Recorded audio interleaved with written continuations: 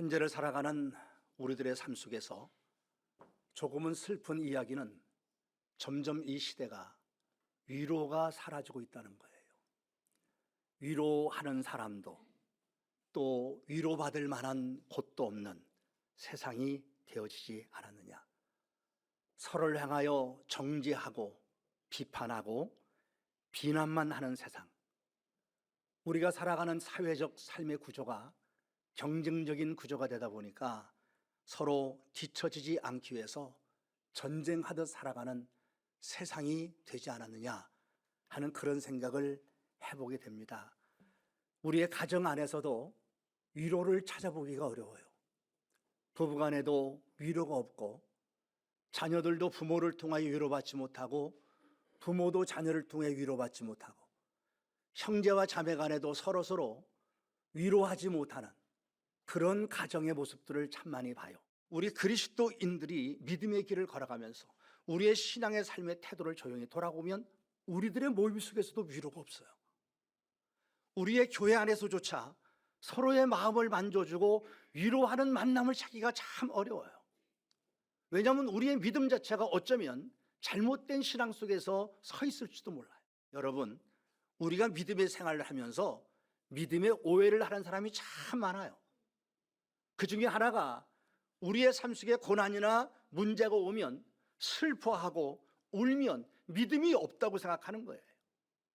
어떤 중에도 우리들의 인간의 감정이나 아픔을 표현하면 안 되고 그저 하나님께 기도만 하면 돼, 기도만 하면 돼, 이런 식으로 몰아간단 말이에요. 이게 우리들의 믿음의 오해 중에 하나예요. 그러나 성경은 절대로 그렇게 우리에게 가르치지 않아요.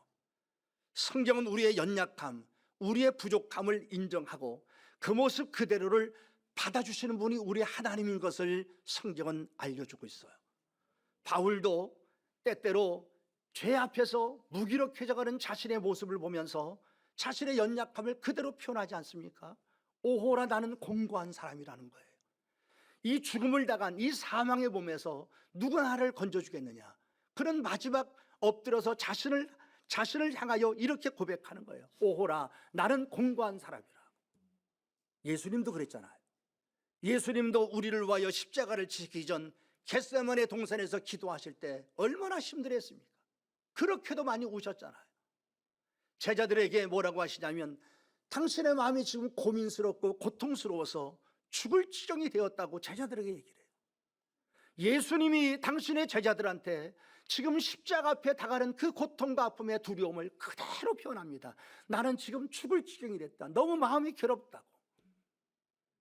나나 여러분이나 우리 인간은 연약한 존재입니다. 하나님은 이 연약한 우리의 모습 그대로를 받아주시는 분입니다. 우리가 꼭 알아야 될 것은 이 세상의 삶을 살아가면서 수없이 많은 힘듦과 어려움과 고난을 만날 때 우리의 힘으로는 어찌할 수 없는 그 아픔이 우리 가운데 있습니다. 내가 당한 문제와 고통 앞에 나는 아무런 할 것이 없다고는 자신의 무기력함 앞에서 얼마나 참 힘들고 괴로운 시간이 많습니까? 성경은 이러한 우리를 향하여 비판하거나 손가락질하지 않으시고 하나님이 우리를 위로해 주신다고 얘기를 합니다.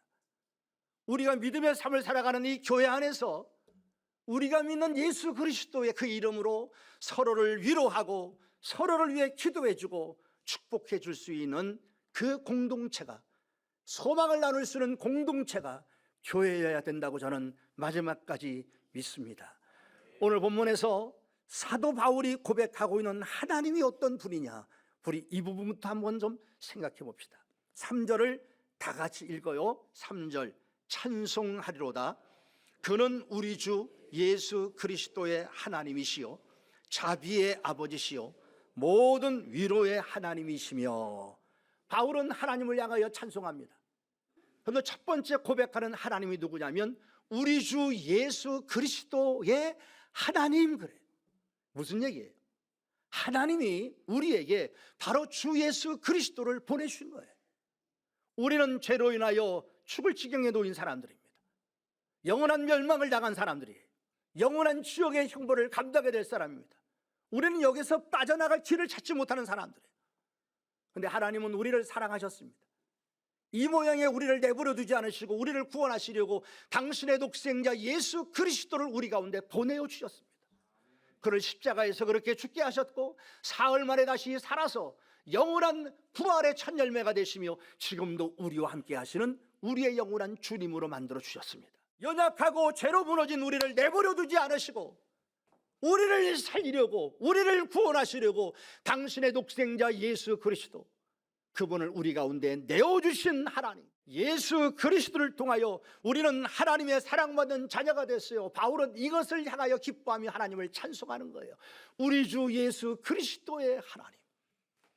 두 번째 고백하는 하나님은 자비의 아버지, 그래요. 자비의 아버지. 자비가 무슨 뜻이냐? 동정하거나 연민의 마음을 가지고 불쌍히 여기는 거래요. 더구나 상대방이 어떠한 허물이 있든 그것을 용서하고자 하는 사랑의 마음을 자비라고 표현을 해요. 근데 구약에서 자비라고 하는 이 단어, 우리 잘 알죠? 라함이라는 단어를 써요. 근데 이 단어가 왜 우리 마음을 참 따스하게 하냐면, 어디서 나온 말이냐면 이게 어머니의 자궁이란 뜻이에요. 어머니의 자궁이라는 말에서 나온 말이 라함이에요. 이게 바로 구약에 써지는 하나님의 자비를 표현해요. 어머니의 자궁이란 게 뭐예요? 한 생명이 그 어머니의 자궁 안에서 10개월 동안 생명을 키워갑니다. 어머니와 하나가 되는 거예요. 어머니로부터 모든 것을 다 공급받습니다. 호흡도 공급받아요. 피도 공급받아요. 양식도 공급받아요. 어머니와 이 자녀는 하나예요. 똑같아요. 어머니는 자궁에 있는 이 자녀를 본능적으로 사랑해요. 본능적으로 보호하고 지켜가요. 깊은 연민을 가지고 떼어낼 수 없는 그 영원한 사랑으로 우리 하나님이 우리를 그렇게 사랑하신다는 거예요. 우리 하나님이 우리를 향하여 이런 마음을 가지고 때로는 우리를 불쌍히 여기시고 때로는 우리에게 연민의 마음을 가지시고 우리를 품으시고 넘치는 사랑으로 우리에게 다가오셔서 우리에게 은혜를 주신다는 거예요. 이게 자비의 아버지예요. 그러니까 바울 사도는 우리 하나님이 누구냐? 주 예수 그리스도의 하나님이요. 그리고 두 번째, 자비의 아버지요, 그러면서 하나님을 향하여 찬송해요. 오늘은 세 번째 하나님을 좀 주로 보려고 그래요. 세 번째 하나님이 누구시냐면 우리를 위로하시는 하나님이래요. 모든 위로의 하나님이시며 그래요. 3절을 우리 다 같이 또 한번 반복해 읽어봅시다. 찬송하리로다.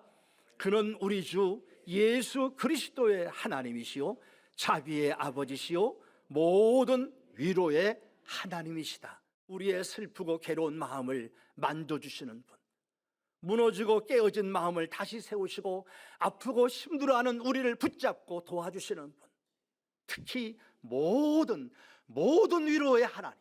이 모든이란 말은 온갖 것들, 어떤 종류의 것들이라도라는 말이에요. 나나 여러분이나 일상의 삶을 살아가면서 당하는 고난의 문제가 다 똑같진 않지 않아요. 다 달라요. 그러나 그것이 무엇이라 할지라도 하나님은 우리를 능히 위로하여 주시는 분이시라 이 말이에요. 이 하나님이 우리 하나님이에요. 모든 환난 중에서 4절을 다시 읽어봅시다. 우리의 모든 환난 중에서 우리를 위로하사, 거기까지 봐요. 자, 3절에서 우리 하나님을 뭐라 했냐면 모든 위로의 하나님 그랬어요. 근데 4절에 들어와서 뭐라 그러냐면 모든 환난 중에서 우리를 위로하신대요. 모든 위로의 하나님은 우리의 모든 환난 중에서 우리를 위로하신대요. 바울은 따박따박 이거를 하나님을 그렇게 표현하며 써가고 있는 거예요. 하나님의 위로는 세상이 주는 위로와 다르지요. 우리 하나님의 위로는 소망을 주십니다. 단순히 우리의 아픈 마음을 다독거려 주는 막연한 위로가 아닙니다. 우리 하나님의 위로는 더 나은 내일을 꿈꾸도록 만들어주는 위로가 우리 하나님의 위로예요.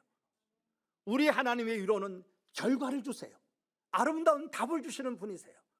지금 나의 기도를 응답해 주시고 내 믿음에 반응해 주시면서 우리 마음에 품고 있는 소망의 항구에 드디어 도달하게 해주는 분이 우리 하나님의 위로라 이 말이에요. 우리 하나님의 위로가 세상의 위로와 다른 것 중에 하나가 뭐냐면 우리 하나님의 위로는 회복을 일으켜주는 위로예요. 다시 말하면 그분의 위로는 무너진 나를 다시 세우시는 위로예요. 떠났던 자리로 다시 돌아오게 하시는 위로예요. 내가 잃어버렸던 모든 것들을 다시 찾도록 회복시켜 주시는 위로예요. 잃어버린 꿈도, 잃어버린 기쁨도, 잃어버린 감사도, 잃어버린 사명도, 잃어버린 은사와 잃어버린 열심도 다 회복시켜 주시는 위로, 이것이 바로 하늘 우리 아버지의 위로, 자비의 아버지의 위로라고 생각해야 될 것입니다. 우리는 믿음의 길을 걸어가면서 참 많은 힘든 일 당하고 많은 고난을 당하여도 모든 위로의 하나님, 우리가 나가는 모든 환난 속에서 위로하시는 그 하나님을 경험하며 위로의 복이 우리 가운데 넘쳐나기를 예수의 이름으로 축복을 드립니다. 하나님이 언제 우리에게 이렇게 위로하시며 다가오시느냐? 어떤 모습으로? 가만히 보면 하나님이 지으신 자연의 세계를 통하여 하나님이 우리를 위로할 때가 참 많아요. 이 자연, 이 모든 우주 만물 하나님이 지었잖아요. 그래서 이 자연 속에서 하나님을 드러내 보여주는 것을 우리는 자연계시를 해요. 이 자연 속에서 하나님이 우리 마음을 만져주시는 거예요. 한번 여러분 살아가면서 느끼는 걸 봐요. 아름다운 꽃들을 보면서도 얼마나 우리가 위로가 될 때가 많아요. 이름 모를 새들의 노랫소리를 들으면서도 우리 마음이 따스함이 느껴져요. 푸르른 하늘에 흘러가는 구름을 바라보면서도 우리는 하나님의 그 위로를 온몸으로 느낄 때가 많잖아요. 깊은 산속의 고요함과 그 속에서 바람에 흔들리며 노래하는 나무들의 노랫소리, 때론 바닷가에서 밀려오고 밀려가며 거칠게 내뱉는 파도 소리를 들어가면서 우리는 하나님의 마음을 느끼고 하나님의 위로를 느껴요. 하나님은 당신이 지으신 이 아름다운 자연 속에서 지금도 우리를 만져가고 계세요. 때로는 그분은 우리가 하나님을 향하여 예배하고 하나님을 찬양할 때 그분이 우리를 위로하잖아요. 아까도 고백했듯이 그런 찬양을 불러가면서 하나님을 향하여 찬송하면서 우리 마음이 하나님의 마음이 흘러들어와요. 하나님의 사랑이 흘러들어와요. 그리고 때로는 말씀을 통하여 위로하잖아요. 이런 설교를 통하여 때론 내가 말씀을 읽을 때 힘들고 어려울 때 문득 펼쳐든 그 성경 말씀이 우리 가운데 용기를 주고 힘을 줄 때가 얼마나 많이 있습니다. 시편 기자는 119편 50절에서 하나님의 말씀이 곤란 중에 나의 위로가 되었다. 주의 말씀이 나를 살렸다고 외칩니다. 하나님의 말씀이 지금도 우리를 만져가시고 위로하고 있음을 알아야 됩니다. 그리고 하나님 우리 기도의 응답을 통하여 위로하시잖아요. 우리의 기도에 응답하시는 그분, 우리가 힘들고 어려울 때 아버지 앞에 나가 눈물로 기도할 때 내 마음을 쏟으면서 그저 주의 이름을 부르며 답답함을 토할 때 우리 주님은 내게 다가오셔서 나를 만지시며 위로하시잖아요. 때론 주의 이름을 부르고 기도하지만 한마디 기도 소리 못할 때도 있죠. 그저 주 앞에 머리를 박고 그저 눈물만 뚝뚝 흘릴 때도 있잖아요. 한마디 기도도 하지 못한 채. 근데 주님은 그러한 우리를 다 보시고 우리 기도에 응답하시며 우리를 위로하시는 분이심을 믿습니다. 다섯 번째 중요한 게 뭐냐면 다른 사람을 통하여 위로받게 하세요. 우리의 만남 속에서 만나는 사람들을 통하여 그들의 대화를 통하여 그들과의 만남을 통하여 우리 하나님이 우리 마음을 만지시고 위로하시고 힘을 주시고 아버지 마음을 깨닫게 할 때가 많아요. 이 자연 속에서 찬송 속에서 때론 기도할 때 때론 말씀을 통하여 때론 사람과의 관계 속에서 하나님은 쉼없이 우리를 위로하시고 우리 믿음을 세워 은혜의 길을 걷게 하세요. 이제 우리는 한 단계 중요한 부분으로 나가야 돼요. 하나님의 이러한 위로를 받으며 살아가는 우리는 하나님께서 우리에게 주시는 아주 중요한 작은 사명이 하나 있음을 알아야 돼요. 그것이 뭐냐면 내가 받은 이 위로를 가지고 다른 사람을 위로하며 살아가는 사람이 되어야 된다는 거예요. 4절을 한번 다 같이 읽어봅시다. 우리의 모든 환난 중에서 우리를 위로하사 우리로 하여금 하나님께 받는 위로로서 모든 환난 중에 있는 자들을 능히 위로하게 하시는 이시로다. 3절에서 하나님을 모든 위로의 하나님 그랬어요. 이 모든 위로의 하나님은 4절에서 우리의 모든 환난 중에서 우리를 위로하신대요. 모든 위로의 하나님은 모든 환난 중에서 우리를 위로하시는데 이제는 그다음 뭐라고 나오냐면 우리로 하여금, 모든 하나님의 위로를 받은 우리로 하여금 하나님께 받은 그 위로를 가지고 모든 환난 중에 있는 자들을, 모든 환난 중에 있는 자들을 능히 위로하게 하시는 분이 우리 아버지시래요. 다시 말하면 모든 위로의 하나님은 우리의 모든 환난 중에서 우리를 위로하셨고, 우리 환난 중에 위로받은 우리는 우리 곁에 있는, 그래서 지금 모든 환난을 받는 우리 주위에 우리가 만나고 있는 이 사람에게 다가가서 그들을 위로하며 살아가는 사명이 나와 여러분에게 있다는 거예요. 성도가 가져야 될 아주 중요한 것이 이거예요. 나만 위로받으면 끝나는 것이 아니고, 나만 이 문제를 해결하면 된 것이 아니고, 이제는 내가 아버지의 마음으로 저 사람에게 위로자가 되어야 되고, 저 사람의 마음을 만져주고 세워줘가는 사람이 되어야 된다. 우리 모두가 다 마음에 상처를 갖고 있고, 모두가 다 눈물을 담고 살아가고 있는 자들 아닙니까? 모두가 다 마음속에 말 못할 사연들이 다 있고, 때론 예기치 못한 고난 앞에 두려워 떨면서 힘들어할 때가 참 많습니다. 아무리 우리가 신앙생활을 하는 믿음의 사람이라 할지라도 때로는 어떠한 사람의 위로의 말이 필요할 때가 있어요. 우리의 만남 속에서 따스한 말 한마디가 기다려질 때가 있는 거지요. 그러기에 우리는 함께 믿음의 길을 걸어가면서 서로 아버지의 마음을 가지고, 아버지께 받은 위로를 가지고 다른 사람을 위로하며 살아갈 줄 아는 믿음의 사람들로 성숙해 가야 되는 거예요. 요셉이라고 하는 분의 이야기를 우리가 잘 압니다. 형들에 의해서 애굽으로 노예로 팔려가지 않았습니까? 한순간에 비참한 존재가 됐어요. 얼마나 형들이 원망스럽겠습니까? 노예라고 하는 이 신분은 완전히 사람 취급을 받지 못하는 자지요. 얼마나 힘들었겠습니까? 그런데 요셉은 기가 막힌 하나님의 은혜로 말미암아 애굽의 총리가 됩니다. 가장 밑바닥에 있던 자가 가장 높은 자리에 올라가지요. 하나님이 하셨어요. 결국은 그의 형들이 요셉의 발 앞에 엎드립니다. 먹을 쌀을 구하러 온 거예요. 요셉이 자기의 정체를 밝혀요. 형들 앞에서. 형들이 깜짝 놀라죠. 자기들이 팔아버렸던 동생 요셉이 멀쩡히 살아서, 그것도 애굽의 총리가 돼서 자기 앞에 있어요. 덜덜덜 두려워 떨죠. 이제는 다 죽었다 생각하는 거예요. 그런데 그때 요셉이 그 형들을 향하여 창세기 50장 21절에 이렇게 말합니다. 당신들은 두려워하지 마십시오. 내가 당신과 당신의 자녀들을 책임지고 기르겠습니다 라고 얘기를 하면서 그들을 간곡한 말로 위로하였다라 그래요.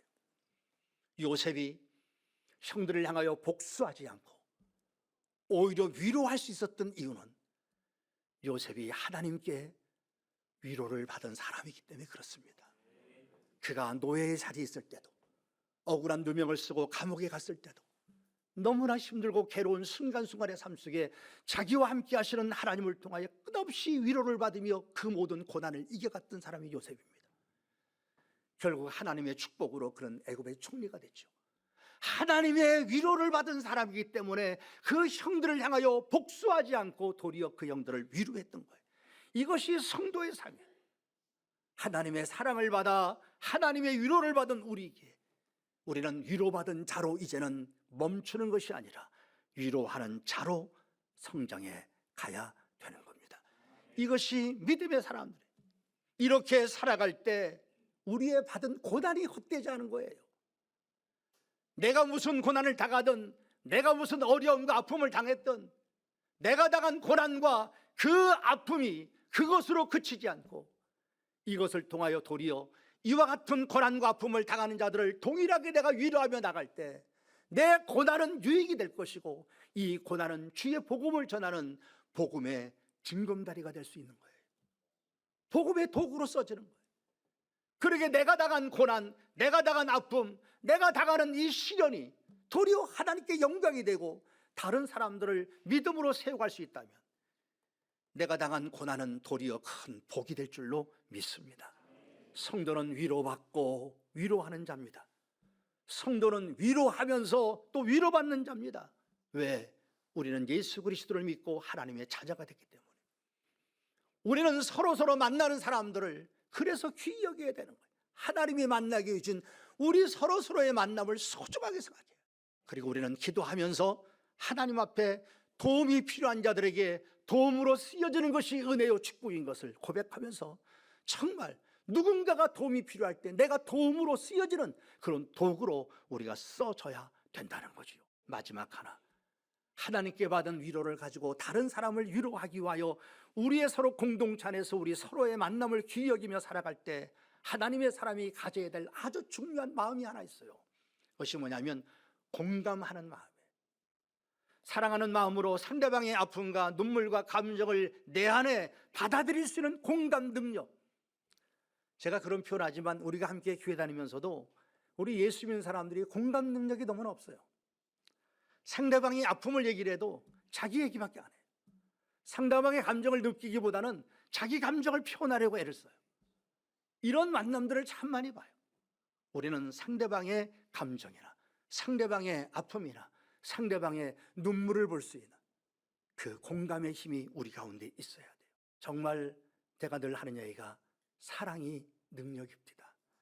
우리 서로 아픔과 상처를 보다듬어가는 위로의 삶, 상대방의 마음을 헤아리는 공감의 은혜를 가지고 우리 서로 위로하고 위로받고 위로하며 살아가는 그 아름다운 삶들이 우리 가운데 흘러갈 수 있다면 우리의 삶들이 다 아름다워지지 않겠느냐. 교회뿐 아니라 우리의 가정 안에도 이런 위로가 흐르고 우리가 세상에서 만나는 그 세상의 삶의 자리에서도 이런 위로가 흘러갈 수 있기를. 근데 사랑하고 사랑하는 우리 안양 서북의 믿음의 가족된 여러분, 바울은 우리 하나님을 뭐라고 표현합니까? 우리 주 예수 그리스도의 하나님, 우리를 살리려고 주 예수 그리스도를 우리 가운데 보내주셨던 그 하나님, 말로 할 수 없는 사랑의 하나님을 표현해요. 그리고 그분을 자비의 아버지 그래요. 자비의 아버지. 그리고 모든 위로의 하나님. 그 모든 위로의 하나님은 우리가 당하는 세상의 모든 환난 중에서 우리를 위로하시는 분이에요. 그러기에 우리는 이 세상에서 여기까지 살아온 거예요. 그 하나님의 위로 때문에 그렇게 힘들고 견딜 수 없는 고난 앞에서도 승리하며 여기까지 올 수 있었던 것은 그분의 위로 때문이에요. 그러나 이제는 우리 이것으로만 끝나면 안 돼요. 모든 환난 중에서 위로받은 우리는 지금도 모든 환난 중에서 고통하는 그들을 위로하며 살아가는 위로자의 삶으로 우리는 서가면서 이 땅을 하나님의 나라로 세워가고 이 세상을 하나님의 사랑으로 채워가고 지금도 살아계신 하나님의 긍휼로 우리 서로의 마음을 만져가면서 서로를 축복하며 살아가는 위로자의 복된 삶이 우리 안에 넘쳐나기를 예수의 이름으로 축복을 드립니다.